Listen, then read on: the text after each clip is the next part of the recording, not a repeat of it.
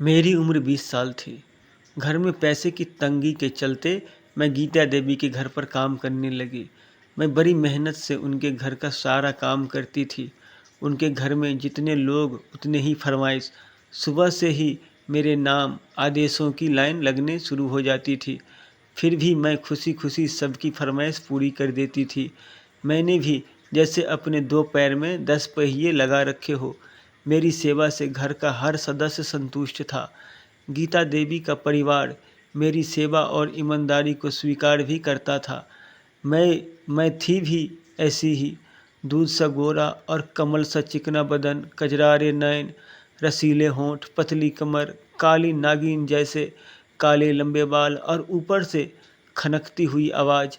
मेरी खूबसूरती मेरे किसी फिल्म की हीरोइन होने का एहसास करती थी।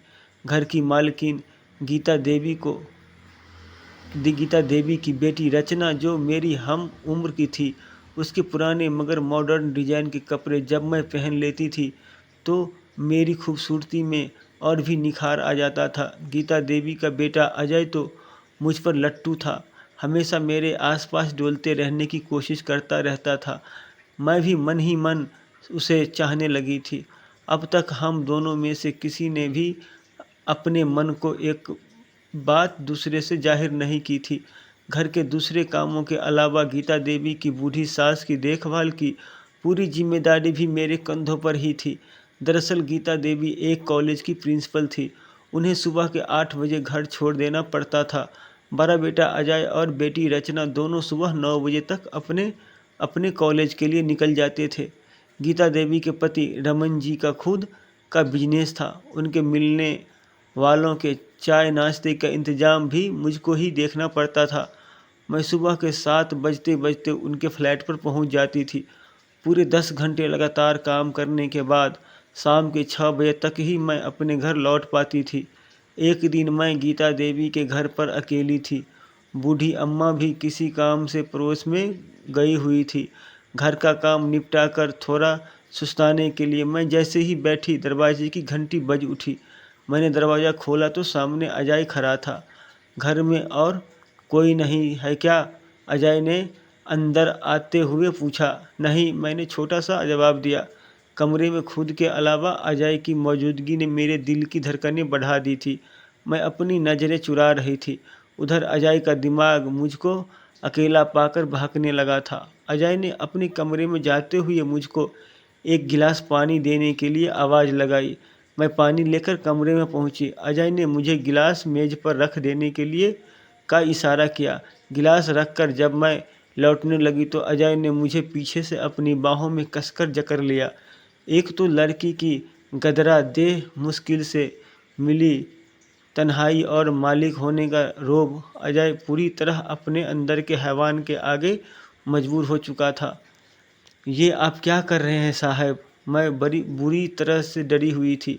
वही जो तुम चाहती हो। तुम्हें तो फिल्मों की हीरोइन होना चाहिए था। किन कंगाल के घर पैदा हो गई तुम? कोई बात नहीं, तुम तो किसी बड़े घर की बहू बनने के लायक हो मेरी जान। मैं तुम्हें बहुत प्यार करता हूँ। मैं तुमसे शादी करना चाहता हूँ। फिर अजय ने मुझे बिस्तर पर गिरा दिया और मेरे जिस्म पर सवार होने लगा। मुझ पर ताकत का इस्तेमाल करते हुए अजय बड़ी बेशर्मी से बोला, पहले अपनी जवानी का मज़ा चखाओ, फिर मैं तुम्हें अपने परिवार की बहू बनाता हूँ। लेकिन शादी के पहले यह सब करना पाप होता है। मैं गिड़गिड़ाते हुए बोली, पाप पुण्य का हिसाब बाद में समझना बेवकूफ़ लड़की, पहले मैं जो चाहता हूँ वह करने दे। अजय वासना की आग में पूरी तरह दहक रहा था। इसके आगे यह कोई हरकत करता। घर का दरवाज़ा खटखटाकर खुला। सामने गीता देवी खड़ी थी। अपनी माँ को देखकर अजय पहले तो डरा, फिर पतरा बदलकर पलंग से उतर गया। मैं भी उठ खड़ी हुई। यह सब क्या हो रहा है? गीता देवी चीखते हुए बोली, देखिए न मम्मी, मैं कैसे बच्चलन लड़की को अपने घर में नौकरी दे रखी है। अकेला देखकर इसने मुझे जबरन बिस्तर पर खींच लिया। यह इस घर की बहू बनने के सपने देख रही है। अजय ने एक ही सांस में अपना कसूर मेरे सिर पर मार दिया। नहीं मालकिन नहीं, यह सच नहीं, कहते हुए मैं रो पड़ी। देख रही है मम्मी कि कितनी ढीठ है ये लड़की। यह कब से मुझ पर डोरे डाल रही थी। आज मुझे अकेला पाकर अपनी असलियत पर उतर आई। अजय सफाई देता हुआ बोला, मैं खूब जानती हूँ इन छोटे लोगों को अपनी औकात दिखा ही देते हैं। अब मैं इसे काम पर नहीं रख सकती। गीता देवी मुझ पर आंखें रेतते हुए बोली, नहीं मालकिन, ऐसा मत कीजिए, हम लोग भूखे मर जाएंगे। मैं बोली, भूखे क्यों मरोगे? अपनी टकसाल लेकर बाजार में बैठ जाओ, अपनी भूख के साथ साथ दूसरों की भी भूख मिटाओ। घरों में झाड़ू पोछा करके कितना कमाओगे? चलो निकलो अभी मेरे घर से, मेरे बेटे पर लांछन लगाती है। गीता देवी बेरुखी से बोली। मैं हैरान सी सब कुछ सुनती देखती रही। मेरा सिर चकराने लगा। कुछ देर में जाकर मैं संभली और बिना उसकी तरफ देखे दरवाजे से बाहर निकल गई। घर आकर मैंने रोते रोते सारी दास्तां अपनी माँ को सुनाई। मेरी माँ हैरान रह गई। माँ, इसमें मेरी कोई गलती नहीं है। यह सच है कि मैं मन ही मन अजय बाबू को चाहने लगी थी, पर इन सब बातों के लिए कभी तैयार नहीं थी। वह तो ऐन वक्त पर मालकिन आ गई और मैं बर्बाद होने से बच गई। मुझे माफ़ कर दो माँ। मैं रोने लगी। माँ ने मुझको खींचकर गले लगा लिया। मैं काफ़ी देर तक माँ से लिपट कर रोती रही।